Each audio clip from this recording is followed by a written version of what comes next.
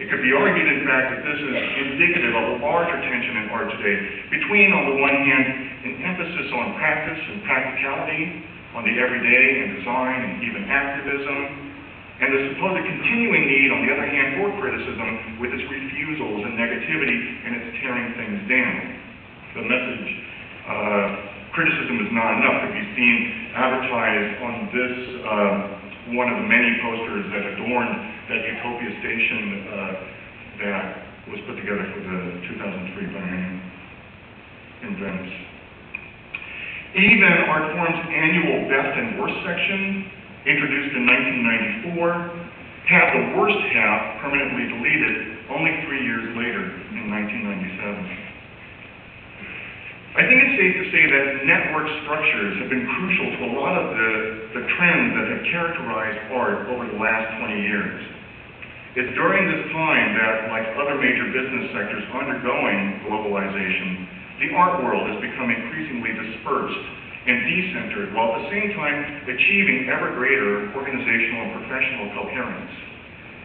Since the early 1990s, with the sudden rise of the London and Los Angeles art scenes, as well as the increased importance of Tokyo, Berlin, Cologne, and so on, and with close to 40 different cities worldwide establishing new international bi- and triennials, the art world no longer resembles a pyramid with one city at its apex. It's now a horizontal matrix. And more than any single city or exhibition or art event, prestige now accrues to the lines between, the routes of distribution and circulation connecting various centers and gatherings. This is what living in an information age means, that programming and coding, data mining, search and retrieval are privileged. So that just as no single TV show or pop song is as hot today as the TiVo boxes and iPods that manage their organization, so too with art, it's the ease and agility of access and navigation through and across data fields and sites and projects that takes precedence over any singular lone objet. The sovereign, self-centered, self-anchored object, or artist subject, or art site, or art center is no longer what exudes aura. Rather, it's the ability to shuttle along the pathways, to partake of the network scaffolding of spokes and nodes that incites real competition today. So, it's then perhaps surprising that at this very moment, there's been a number of recent large-scale museum shows that have heralded a return amongst younger artists today to object making. You could go back as far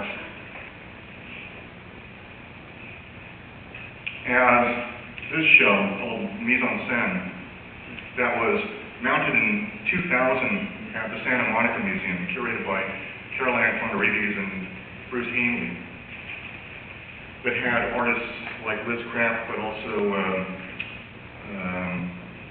what's his name? Evan Holloway.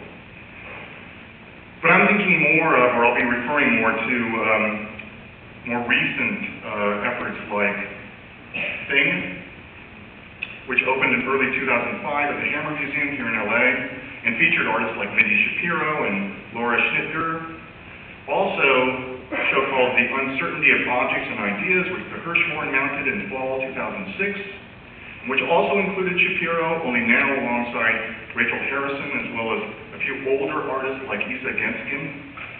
And most recently, the show Unmonumental, which is up currently at the New Museum in New York, which again includes Schnitger, Harrison, Genskin, amongst others. Judging from the ample evidence submitted by these shows, it would appear that indeed the single object, the single work of art is back. It's back better than ever.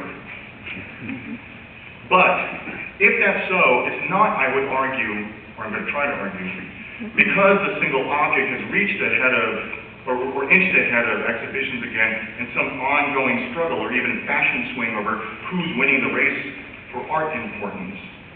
In fact, even the trend that's encouraged the typical solo exhibition is so fragmented and dispersed that it ends up looking like a group exhibition, that trend has, if anything, only gained momentum.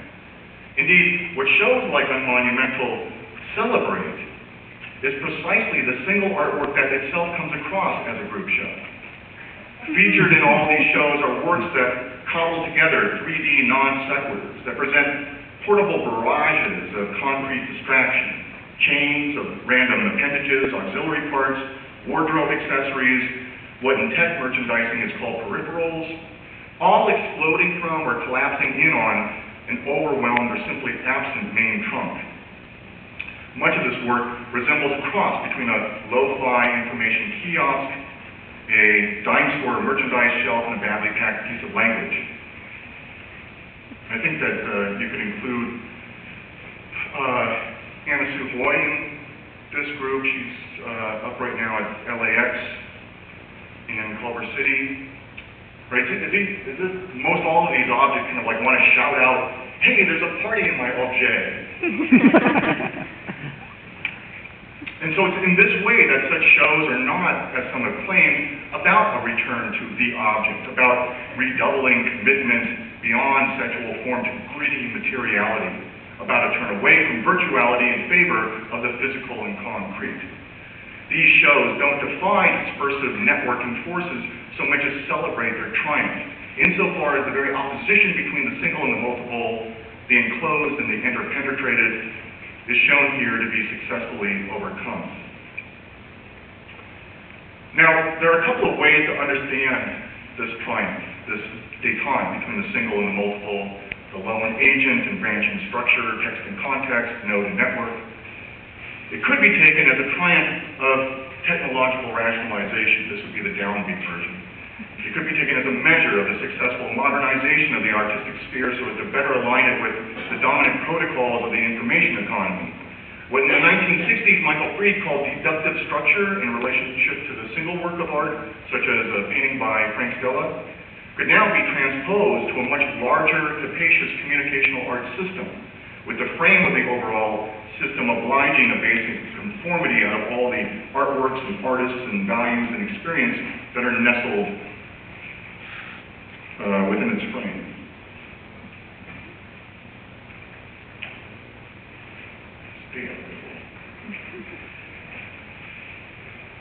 On the other hand, it could be that this is all about a much more upbeat narrative.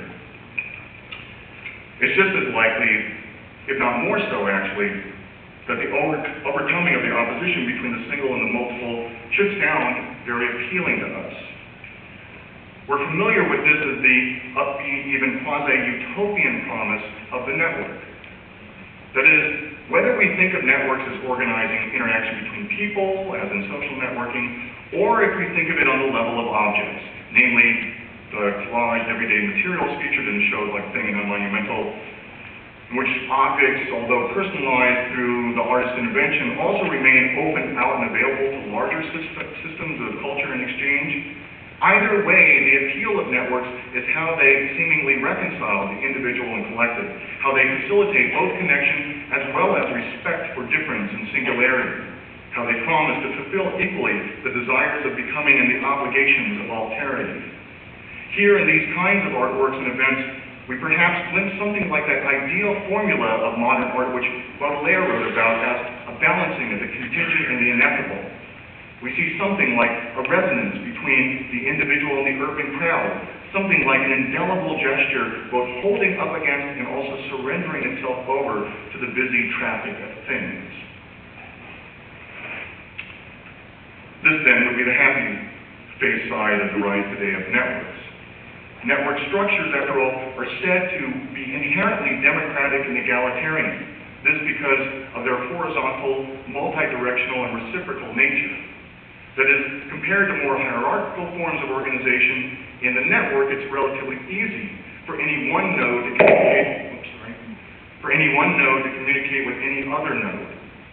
By the same token, the characteristic flexibility and informality of network structures, the way they depend on the constant, relatively independent movement of their participating actors, is taken as evidence of diminished structure and greater agency.